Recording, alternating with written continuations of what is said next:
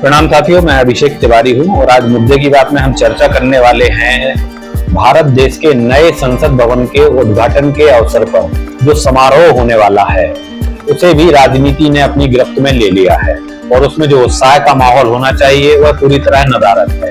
कांग्रेस समेत देश के 20 विपक्षी दलों ने इस समारोह के बहिष्कार की घोषणा की है। तो अब सवाल यह है, क्या इस तरह से प्रत्येक लोकतांत्रिक पर्व उत्सव का बहिष्कार करना और उसे विशुद्ध राजनीतिक दृष्टिकोण से देखना क्या जायज है? क्या इससे देश के आम जनमानस के साथ साथ पूरी दुनिया में सबसे बड़े लोकतंत्र के रूप में पहचाने जाने वाले भारत की छवि पर विपरीत असर नहीं पड़ेगा?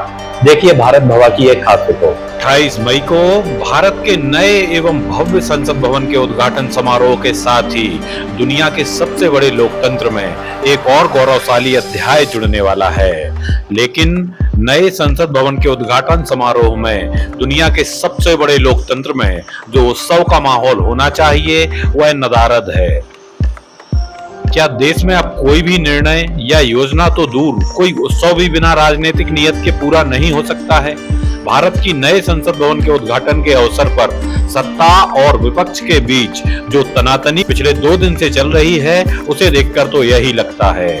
कांग्रेस समेत लगभग 21 बड़े राजनीतिक दलों ने संसद के उद्घाटन समारोह का बहिष्कार यह कहते हुए कहा है कि जब लोकतंत्र की आत्मा ही मर चुकी है तो समारोह कैसा?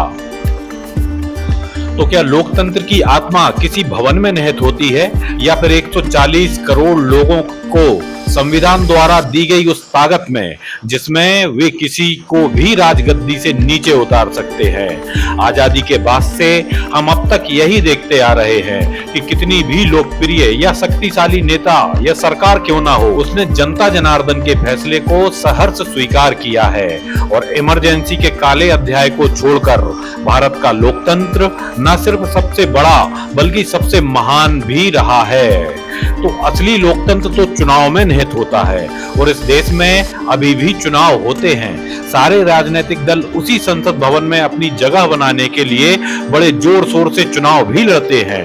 तो फिर लोकतंत्र की आत्मा मर कैसे सकती है? इसलिए इस तर्क से तो यह विशुद्ध राजनीतिक मुद्दा ही लगता है।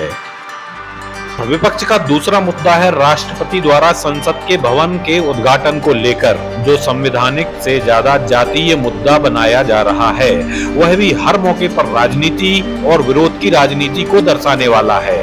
भारत में राष्ट्रपति भले ही प्रथम नागरिक हों, लेकिन प्रमुख नेता प्रधानमंत्री ही होता है जो देश भर से चुनकर आए प्रतिनिधियों का नेतृत्व करता है और हानि या लाभ वाले निर्णयों के लिए भी प्रधानमंत्री के कार्यकाल को ही याद किया जाता है, ना कि राष्ट्रपति के।